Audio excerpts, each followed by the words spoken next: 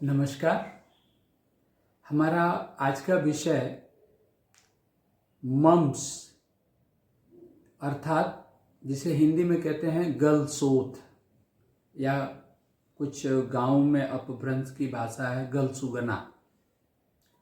Basically इसमें होता क्या है कि जो पैरोटिड ग्लैंड है दोनों साइड में, ये यहाँ पे पैरोटिड ग्लैंड का सिचुएशन होता है, इसमें सूजन आ जाता है और उस सूजन आने की वजह से तमाम प्रकार के उसके कॉम्प्लिकेशन होते हैं। वैसे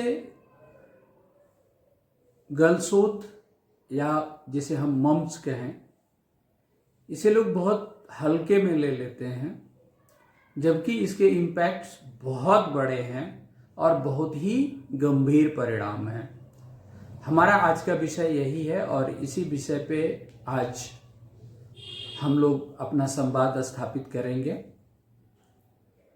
आप सभी बंधुओं से आग्रह है कि अगर हमारे चैनल को अब तक आपने सब्सक्राइब नहीं किया है तो कृपया लाइक और सब्सक्राइब जरूर करें। डॉक्टर श्रिया। जी सर। तो सबसे पहले हम यही जानेंगे कि मम्स होता क्या है और हम कैसे पहचानेंगे कि ये मम्स है। तो सर इसको आप स्पष्ट करें।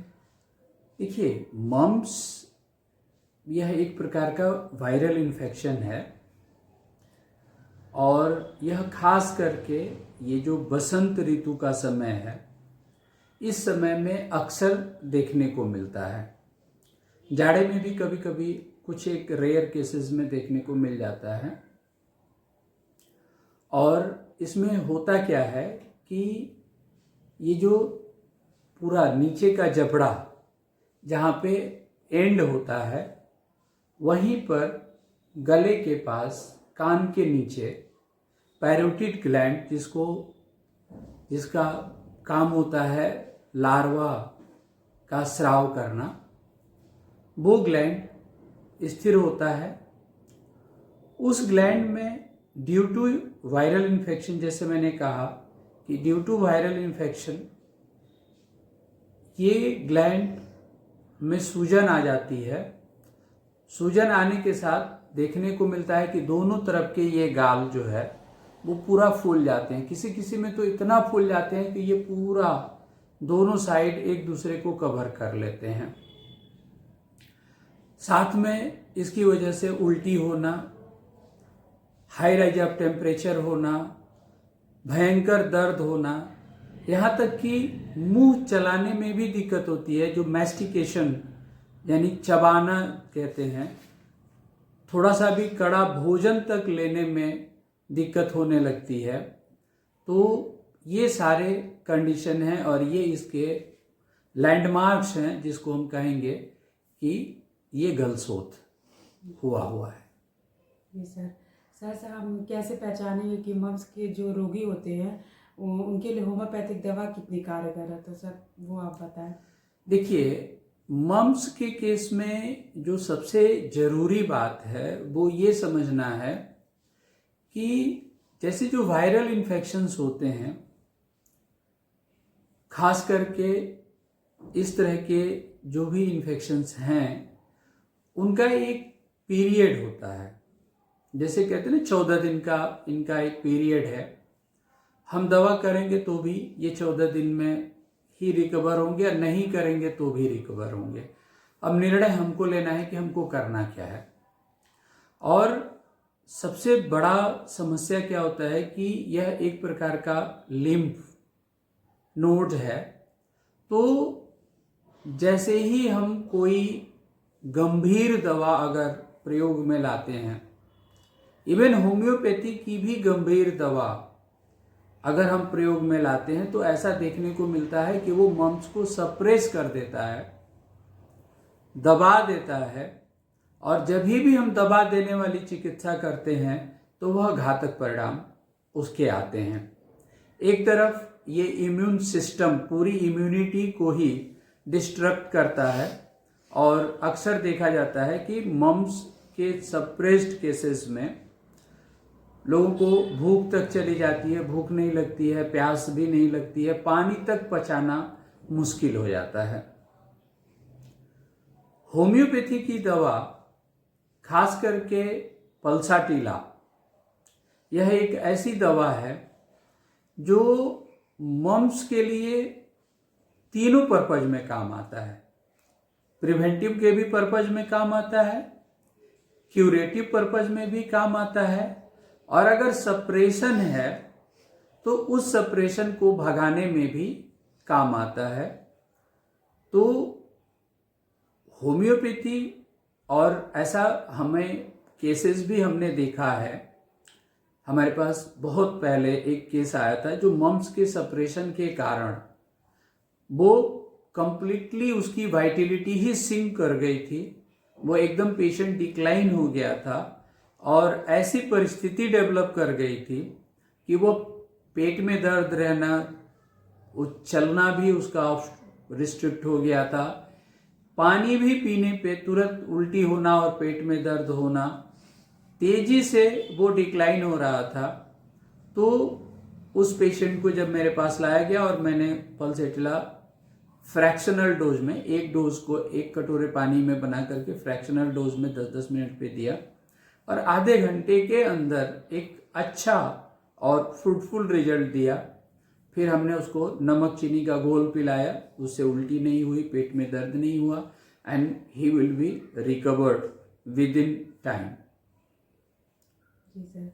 सर, अगर मम्स का सही इलाज ना हो तो क्या क्या कॉम्प्लिकेशन हो सकते हैं, तो ये सर आप बताएं। देखिए, मम्स के अगर सही से इलाज नहीं होना, यानी कि मम्स को सप्रेस करना है, जो ओल्ड मेथड है या मॉडर्न मेथड है, बेलाडोना प्लास्टर लेकर के चिपकवा देते हैं लोग और एंटीबायोटिक्स और antiviral anti fungal medicine, antiviral medicine दे देते हैं, एंटीपायरेटिक भी देते हैं। तो ऐसे में देखा जाता है कि मम्स सप्रेस करता है और मम्स का मेटास्टेसिस होता है। तो दो तरह के सिचुएशन देखे जाते हैं। एक सिचुएशन ये कि पेशेंट की वाइटिलिटी बहुत तेजी से डिस्ट्रक्ट होती है, तो जिसमें भूख प्यास सब कुछ समाप्त हो जाता है, पेशेंट एकदम डेथ बेड की ओर जाने लगता है, डिक्लाइन, एकदम completely declining of their vitality. तो एक वो सिस्टम है। दूसरा एक सिस्टम जो ये देखा जाता है कि मम्स का जो मेटास्टेसिस है, मेल में टेस्टिकल्स में होता है और फीमेल में ओवरी और ब्रेस्ट में होता है, मेमरी ग्लैंड में होता है, जिससे कि मेस्टाइटिस और इस तरह की चीजें डेवलप कर जाती हैं। तो हम लोग जिस समय गायनिकोलॉजी में स्टेरिलिटी के बारे में पढ़ रहे होते हैं तो उसमें देता है कि one of the chief cause behind the sterility, if the guy is suffering from mumps before the age of 14 year, if there will be the history of separation.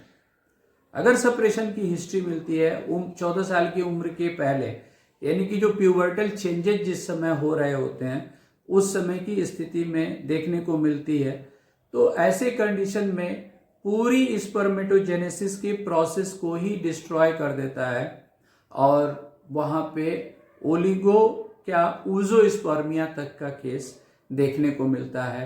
वही सेम कंडीशन ओवेरियन डिफॉल्ट्स में देखे जाते हैं, जिससे कि due to suppressive effect of mumps proper egg का formation ही नहीं होता है, मैच्योर एग नहीं बनते हैं और वैसे कंडीशन में भी कंसीविंग के चांसेस बहुत जीरो हो जाते हैं।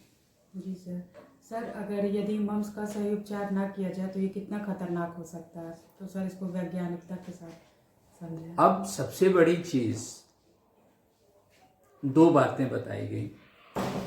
एक, जो वाइटल सिंकिंग, यानी कि जहां पर अगर किसी को मम सप्रेस किया और उसके बाद देखा गया कि उसकी पूरी जीवनी शक्ति ही क्षीण हो गई, पेशेंट डेथ बेड की ओर जाने लगा, भूख प्यास मर गई, और वैसे में अगर और सही उपचार नहीं मिला, कहीं दोबारा से सप्रेसिव ट्रीटमेंट की ओर चला गया तो वैसे कंडीशन में जो देखने को मिलेगा कि ऐसे पेशेंट में भी वो मर सकता है। तो इतना डेंजरस ये मम्स का सप्रेशन है। दूसरी तरफ अगर मेल या फीमेल्स में मेटास्टेसिस हो गई और मम्स इस तरीके से मेटास्टेसिस के कारण पूरा स्टेराइल कर दिया तो वैसा कंडीशन भी एक मतलब मुर्दा के समान ही हो जाता है। ऐसी परिस्थिति में संतानहीनता कितनी बड़ी दंश हो सकती है और यह संतानहीन बनाने में पूरा इसका पूर्ण योगदान हो सकता है मम्स के सप्रेशन का। तो इस तरीके से अब आप स्वयं इन चीज़ों को एनालाइज करें और प्रॉपर तरीके से मम्स के केसेस को बहुत सीरियस होके इसको टैकल करें, ना कि इसको हल्के में कि ये थोड़ा मोड़ा सूजन है, सिकाई कर देंगे, बेलाडोना पट्टी साट देंगे। इवन होम्योपैथ में हमारे चिकित्सक बंधु बेलाडोना का बहुत ज़्यादा प्रयोग कर लेते हैं, तो कृपया बेलाडोना के प्रयोग से बचें क्योंकि यह भी एक सप्रेशन कॉज क्रिएट कर सकता है। तो यही है आज का। जी सर, मम्स का मैनेजमेंट क्या क्या कर सकते हैं हम, क्या क्या क्या विशेष ध्यान दिया जा सकता है सर? देखिए, मम्स के मैनेजमेंट में सबसे पहला तो काम यही करना है कि अगर कोई बेलाडोना प्लास्टर लगा हुआ है तो कृपया सबसे पहले उस प्लास्टर को रिमूव कर दें। दूसरा, सिकाई मत करें। तीसरा, कोई भी ऐसी दवा या ऐसे वस्तु का प्रयोग न करें। बहुत गांव में दादी नानी के उपचार में लोग काली मिर्च और शहद के साथ लगा करके भी, चूना और शहद इन सब चीज़ों का भी लेपन कर देते हैं। तो कृपया इस तरह के भी बाह्य प्रयोग से बचें।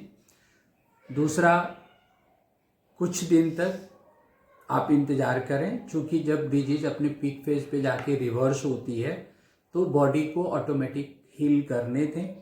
तीसरा, लिक्विड डाइट का प्रयोग करें। कोई भी कड़ा या हार्ड फूड ना प्रोवाइड करें। लिक्विड डाइट जिसको आसानी से पेशेंट निगल सके उसका ध्यान रखें। और ऐसे भोजन जो इम्यूनिटी बूस्टर का काम करते हैं, जैसे काढ़ा वगैरह है, तुलसी जी के पत्ते का काढ़ा जिसमें काली मिर्च, लौंग, इलायची ये सब डाल करके हम इसका प्रयोग कर सकते हैं। बाह्य सेक और इस तरह के प्रयोगों से बचना है। बाकी अकॉर्डिंग टू सिम्टम और चिकित्सक के सलाह से बाकी का मैनेजमेंट करना है। जी सर, उम्मीद है ये वीडियो आप लोगों को पसंद आएगा। सर ने बहुत ही अच्छी जानकारी दी है मम्स के ऊपर, तो सर उसके लिए बहुत बहुत धन्यवाद आपका। Thank you.